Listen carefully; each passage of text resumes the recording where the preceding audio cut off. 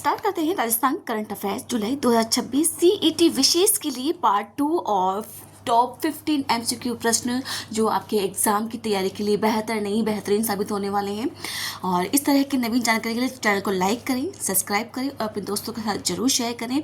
और ये किताब आपको इतनी इजी वे में बना के दे दी गई है कि इससे बेस्ट और कुछ नहीं हो सकता। तो विश्वास रखा कि अपनी तैयारी को बेहतरीन करें और मैं तो यही चाहूँगी कि आपकी एग्ज़ाम की तैयारी अब बेहतरीन होने वाली है। अब देखते हैं ये प्रश्नोत्तर कहाँ से बनाए गए हैं। आप सभी को पता है मैं प्रश्नोत्तर यहीं से बनाती हूँ। जुलाई 2026 अंतर्राष्ट्रीय क्रोनोलॉजी करंट जीके में से राजस्थान प्रादेशिक का भाग के प्रश्नोत्तर बनाए गए हैं। यहाँ पर 15 प्रश्न हर रोज बनाए जाते हैं और आपको दिए जाते हैं। तो यहाँ पर एक दिन में 15 प्रश्न याद करना कोई बड़ी बात नहीं है, आप इन प्रश्नों को निकाल ही लेते हैं। तो देखते हैं आप प्रश्नोत्तर। आइए देखते हैं आज का सबसे इम्पोर्टेंट प्रश्न। राजस्थान में फर्टिलाइजर सेल्स एप्लीकेशन सिस्टम यहाँ पर FSAS का शुभारंभ कब किया गया है? नंबर 1 है 15 जून 2026 को, 20 जून 2026 को, 25 जून 2026 को या 30 जून 2026 को। तो इसका आंसर होगा नंबर 3, 25 जून 2026 को राजस्थान में फर्टिलाइजर सेल्स एप्लीकेशन सिस्टम का शुभारंभ किया गया है। प्रश्न आने को ये भी आ सकता है कि FSAS का पूर्ण रूप क्या है, तो एग्जाम में कुछ भी आ सकता है। नंबर 2 है FSAS का शुभारंभ कहाँ किया गया है, किसने नहीं कहाँ किया गया है। नंबर 1 है उदयपुर, जयपुर, जोधपुर कृषि विज्ञान केंद्र राजसमंद। तो इसका आंसर होगा नंबर 4 कृषि विज्ञान केंद्र राजसमंद के अंदर FSAS का शुभारंभ किया गया है, मतलब फर्टिलाइजर सेल्स एप्लीकेशन सिस्टम का शुभारंभ किया गया है। मुझे लगता है ये आपको इसका पूर्ण रूप याद हो गया होगा FSAS का। नंबर 3 प्रश्न है FSAS का प्रारंभ किन जिलों में पायलट परियोजना के रूप में लागू किया गया है? नंबर 1 है जयपुर अजमेर, नंबर 2 है कोटा बूंदी, नंबर 3 है राजसमंद सिरोही, नंबर 4 है उदयपुर और चित्तौड़गढ़। अगर आप इसका आंसर नंबर 3 सोच रहे हैं राजसमंद और सिरोही, तो बिल्कुल करेक्ट सोच रहे हैं कि FSAS का प्रारंभ राजस्थान में पायलट परियोजना के तहत राजस्थान और सिरोही जिलों के अंदर लागू किया गया है। आइए देखते हैं अगला प्रश्न। FSAS का मुख्य उद्देश्य क्या है, मतलब फर्टिलाइजर सेल्स एप्लीकेशन सिस्टम का मुख्य उद्देश्य क्या है? नंबर 1 है केवल उर्वरक उत्पादन को बढ़ाना, नंबर 2 है उर्वरक वितरण में पारदर्शिता, समय पर उपलब्धता, लंबी कतारों से राहत, लंबी कतारों से राहत है यहाँ पर, और कालाबाजारी पर नियंत्रण। नंबर 3 है यहाँ पर किसानों को ऋण देना, नंबर 4 है नई मीडिया का निर्माण करना। तो इसका आंसर होगा नंबर 2 उर्वरक वितरण में पारदर्शिता, समय पर उपलब्धता और लंबी कतारों से राहत व कालाबाजारी पर नियंत्रण करना FSAS का मुख्य उद्देश्य है, मतलब कि फर्टिलाइजर सेल्स एप्लीकेशन सिस्टम का मुख्य उद्देश्य है। अब देखते हैं इन चारों प्रश्नों की व्याख्या। राजस्थान में FSAS का उर्वरक बुकिंग शुरू हो चुकी है। शुभारंभ कब किया गया था? 25 जून 2026 को। यहाँ पर कृषि जो आयुक्त नरेश कुमार गोयल ने कृषि विज्ञान केंद्र राजसमंद के अंदर इसका शुभारंभ किया गया है। पायलट परियोजना के तहत राजसमंद और सिरोही जिलों के अंदर इनको लागू कर दिया गया है। किसानों को जो सुविधा है यहाँ पर फार्मर आईडी के आधार पर मोबाइल ऐप में अनुदानित उर्वरक की बुकिंग कर सकेंगे। यहाँ पर इसका मुख्य उद्देश्य है उर्वरक वितरण में पारदर्शिता, वास्तविक किसानों तक समय पर खाद की उपलब्धता, लंबी कतारों से राहत व कालाबाजारी व अनियमित वितरण पर नियंत्रण इसका मुख्य उद्देश्य है। मुझे लगता है आपको ये प्रश्न 3 से 4 बार रिवाइज हो गए होंगे। अगर ये किताब हम सामने लेके बैठे, इसकी व्याख्या पढ़े तो हमें इतना याद नहीं होता, लेकिन अब तो याद होए बगैर रहता ही नहीं है। जहाँ तक मुझे पता है मैंने प्रश्न उत्तर बिल्कुल ईजी फॉर्म में बना दिए गए हैं, जितने बनते हैं उतने बना दिए गए हैं, तो अब तो याद हो ही गया होगा। तो चलिए आगे देखते हैं इंपॉर्टेंट प्रश्न उत्तरों को। आइए देखते हैं अगला प्रश्न। 25 जून 2026 को राजस्थान में ऊर्जा राज्य मंत्री हीरालाल नागौर को किस सम्मान से सम्मानित किया गया है?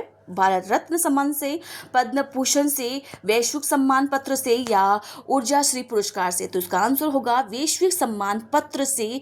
यहाँ पर 25 जून 2026 को ऊर्जा राज्य जो मंत्री हैं हीरालाल नागर को सम्मानित किया गया है। आइए देखते हैं अगला प्रश्न। हीरालाल नागर को वैश्विक सम्मान पत्र किस संस्था के द्वारा प्रदान किया गया है? नंबर 1 है नीति आयोग, नंबर 2 है multinational book of records India के द्वारा, नंबर 3 है यूनेस्को के द्वारा, नंबर 3 है CLL के द्वारा। तो इसका आंसर होगा number 2 multinational book of records India के द्वारा वैश्विक सम्मान पत्र हीरालाल नागर को दिया गया है। अब देखते हैं इसकी पूरी व्याख्या। ऊर्जा मंत्री, इसका मतलब हमें ऊर्जा मंत्री आज पक्का याद हो गया है, ऐसे याद करें या ना करें लेकिन आज तो पक्का याद हो गया। ऊर्जा मंत्री हीरालाल नागर को वैश्विक सम्मान पत्र से सम्मानित किया गया है। 25 जून 2026 को जयपुर के विद्युत भवन में आयोजित कार्यक्रम multinational book of records India द्वारा राजस्थान के ऊर्जा मंत्री हीरालाल नागर को ऐतिहासिक विद्युत उत्पादन के लिए वैश्विक सम्मान पत्र मतलब ग्लोबल अवार्ड्स प्रदान किया गया है। निगम की जो इतिहास की सबसे बड़ी उपलब्धि है, राज्य विद्युत उत्पादन निगम के गठन से लेकर अब तक के इतिहास में यह सर्वश्रेष्ठ रिकॉर्ड है। यही रीजन है कि हीरालाल नागर को वैश्विक सम्मान पत्र से सम्मानित किया गया है। आइए देखते हैं अगला इंपॉर्टेंट प्रश्न। सूरतगढ़ थर्मल विद्युत गृह की सभी 8 इकाइयों ने 2 जून 2026 को कितना रिकॉर्ड विद्युत उत्पादन किया है? नंबर 1 है 2700 मेगावाट, नंबर 2 है 2750 मेगावाट, नंबर 3 है 2790 मेगावाट और नंबर 4 है 2820 मेगावाट। तो उसका आंसर होगा नंबर 3 2790 मेगावाट। सूरतगढ़ थर्मल विद्युत गृह की सभी 8 इकाइयों ने 2 जून 2026 तक इतना उत्पादन किया है। कितना किया है? 2790 मेगावाट। आइए देखते हैं अगला इंपॉर्टेंट प्रश्न। सूरतगढ़ थर्मल विद्युत गृह की कुल यहाँ पर उत्पादित क्षमता कितनी है? यहाँ पर नंबर 1 है 7171 मेगावाट, नंबर 2 है 2820 मेगावाट, नंबर 3 है 2790 मेगावाट, नंबर 4 है 7580 मेगावाट। तो इसका आंसर होगा नंबर 2 2820 मेगावाट सूरतगढ़ थर्मल विद्युत गृह की कुल उत्पादन क्षमता है और 2 जून 2026 तक इसने 2790 मेगावाट का उत्पादन किया है। इसकी टोटल जो 8 इकाई है उसके द्वारा। आइए देखते हैं अगला इंपॉर्टेंट प्रश्न। 2 जून 2026 को राजस्थान राज्य विद्युत उत्पादन निगम की 23 कोयला आधारित इकाइयों ने रिकॉर्ड कितना विद्युत उत्पादन किया है? नंबर 1 है 7000 मेगावाट, नंबर 2 है 7171 मेगावाट, नंबर 3 है 7500 यहाँ पर 80 मेगावाट, नंबर 4 है 2790 मेगावाट। तो इसका आंसर होगा 2 जून 2026 तक राजस्थान राज्य विद्युत उत्पादन निगम की जो 23 कोयला आधारित इकाई है इसने 7171 मेगावाट का उत्पादन किया है। इसका मतलब रिकॉर्ड तोड़ यहाँ पर उत्पादन किया गया है। अब देखते हैं इसकी व्याख्या। ये प्रश्न यहाँ पर ऊर्जा मंत्री हीरालाल नागर को वैश्विक सम्मान पत्र से ही जुड़ा हुआ है और इसका आगे का देखते हैं यहाँ पर। अब देखिए इसकी व्याख्या। सूरतगढ़ थर्मल का रिकॉर्ड इसी दिन 2 जून 2026 को सूरतगढ़ थर्मल विद्युत गृह की सभी 8 इकाइयों ने अपनी 2820 मेगावाट क्षमता में से अब तक का सर्वश्रेष्ठ 2790 मेगावाट का उत्पादन किया है। तो एज इट इज लाइन पूछी जाती है कि सूरतगढ़ थर्मल पावर का कुल उत्पादन क्षमता कितनी है, तो लिख देना यहाँ पे 2820 मेगावाट है और 2 जून 2026 तक कितना उत्पादन किया है, तो 2790 मेगावाट का उत्पादन किया है।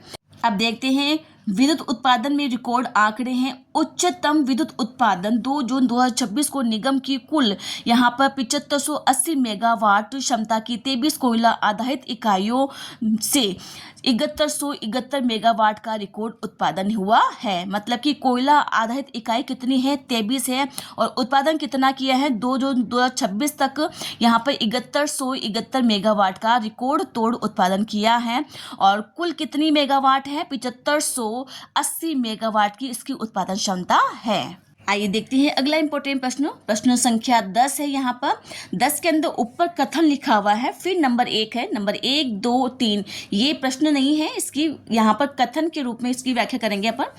तो नंबर 1 है लंपी टीकाकरण अभियान के द्वितीय चरण का शुभारंभ 24 जून 2026 को किया गया है। नंबर 2 है अभियान का ब्यावर की तिजारती सफारन चोकर गौशाला से किया गया है। तो बिल्कुल एज इट इज सवाल पूछा जाता है यहाँ पर एग्जाम के अंदर।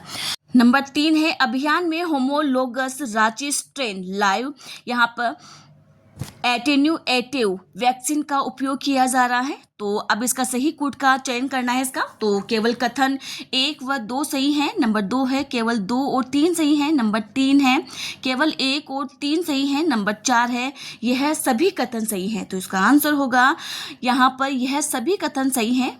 मतलब लंपी टीकाकरण अभियान के द्वितीय चरण का शुभारंभ 24 जून 2026 को किया गया है। अभियान का शुभारंभ ब्यावर से किया गया था और इसके अंदर वैक्सीन का प्रयोग किया गया था। तो ये सारे ही कथन बिल्कुल करेक्ट है।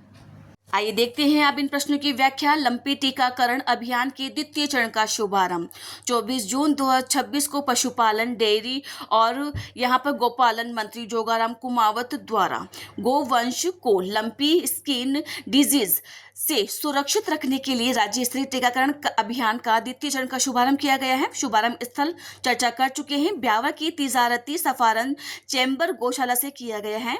जो वैक्सीन है homologous Ranchi strain live attenuated vaccine का उपयोग किया गया है। टीकाकरण का जो प्रमुख लक्ष्य है क्या है, वर्ष 2026-27 का जो लक्ष्य है यहाँ पर वर्ष भर में राज्य में 101.51 लाख पशुओं के टीकाकरण का लक्ष्य रखा गया है, जिसमें से ब्यावर जिले में 1,23,936 गोवंश पशुओं का टीकाकरण होगा। गत वर्ष की जो उपलब्धि है वर्ष 2025-26 के दौरान 108.95 लाख गोवंशी पशुओं का सफलतापूर्ण टीकाकरण किया गया है। तो मतलब इस बार पूछा जाएगा कि 2026-27 के अंदर कितना लक्ष्य रखा गया है, 101.51 लाख पशुओं का टीकाकरण का लक्ष्य रखा गया है। आइए देखते हैं अगला इंपॉर्टेंट प्रश्न। दुर्लभ पृथ्वी तत्व REE के अन्वेषण को किस जिले में मंजूरी यहाँ पर दी गई है? नंबर 1 है जैसलमेर, नंबर 2 है बाड़मेर, नंबर 3 है बालोतरा, नंबर 4 है जोधपुर। तो इसका आंसर होगा नंबर 3 बालोतरा के अंदर दुर्लभ पृथ्वी तत्व के अन्वेषण को यहाँ पर मंजूरी दे दी गई है। आइए देखते हैं अगला प्रश्न। रेयर अर्थ माइनिंग के लिए कुल कितने वर्ग किलोमीटर क्षेत्र में अन्वेषण को मंजूरी दे दी गई है? नंबर 1 है 150.25 वर्ग किलोमीटर, नंबर 2 है 207.63 वर्ग किलोमीटर, नंबर 3 है 250.75 वर्ग किलोमीटर, नंबर 4 है यहाँ पर 300.63 वर्ग किलोमीटर। तो इसका आंसर होगा नंबर 2 207.63 वर्ग किलोमीटर यहाँ पर माइनिंग के लिए यहाँ पर अन्वेषण को मंजूरी दे दी गई है। आइए देखते हैं अगला प्रश्न। विशेष NIA कोर्ट की स्थापना का मुख्य उद्देश्य क्या है? नंबर 1 है दीवानी मामलों का निपटारा करना, नंबर 2 है राष्ट्रीय सुरक्षा से जुड़े मामलों का त्वरित निपटारा करना, नंबर 3 है पंचायत चुनाव विवाद, नंबर 4 है राजस्व मामलों का निपटारा। तो इसका आंसर होगा नंबर 2 राजस्व सुरक्षा से जुड़े मामलों का त्वरित निपटारा करना NIA कोर्ट का मुख्य उद्देश्य है। आइए देखते हैं अगला प्रश्न। राज्य सरकार ने कितने नई जिलों में नागरिक सुरक्षा कोर के गठन का निर्णय लिया गया है? नंबर 1 है 5, नंबर 2 है 6, नंबर 3 है 8, नंबर 4 है 10। तो इसका आंसर होगा नंबर 3 8 जिलों के अंदर नागरिक सुरक्षा कोर के गठन का निर्णय लिया गया है। Is very important. ये प्रश्न अधिकतर ऐसे ही एग्जाम के अंदर सवाल आते हैं। आइए देखते हैं अब इस प्रश्न की व्याख्या। राज्य सरकार ने दी विशेष NIA कोर्ट और रेयर अर्थ माइनिंग को मंजूरी। हमें सारा नहीं पढ़ना है। जून 2026 में मुख्यमंत्री बद्रीनाथ शर्मा ने राज्य की सुरक्षा, न्यायिक ढांचे और आर्थिक विकास को बढ़ावा देने के लिए यहाँ पर 3 बड़े ऐतिहासिक फैसले लिए हैं। ये 3 ऐतिहासिक फैसले कौन कौन से हैं? इसके तहत दुर्लभ पृथ्वी तत्व REE का अन्वेषण, विशेष NIA कोर्ट का गठन और 8 जिलों के अंदर नए नागरिक सुरक्षा कोर का गठन शामिल है। तो 3 बड़े ऐतिहासिक फैसले लिए गए हैं। रेयर अर्थ माइनिंग बालोतरा जिले के अंदर नवातला और देवीगढ़ गांवों के अंदर 207.63 वर्ग किलोमीटर क्षेत्र के अंदर दुर्लभ पृथ्वी तत्व खनिज के अन्वेषण को मंजूरी मिल गई है यहाँ पर।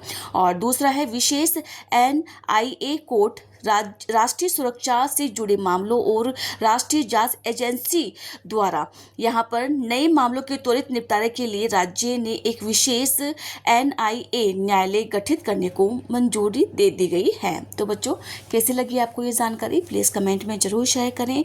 मुझे लगता है अब ये व्याख्या आपको याद करना बिल्कुल ईजी हो गया है। और इस प्रकार की नवीन जानकारी के लिए चैनल को लाइक करें, सब्सक्राइब करें और अपने दोस्तों के साथ ज़रूर शेयर करें। Thank you.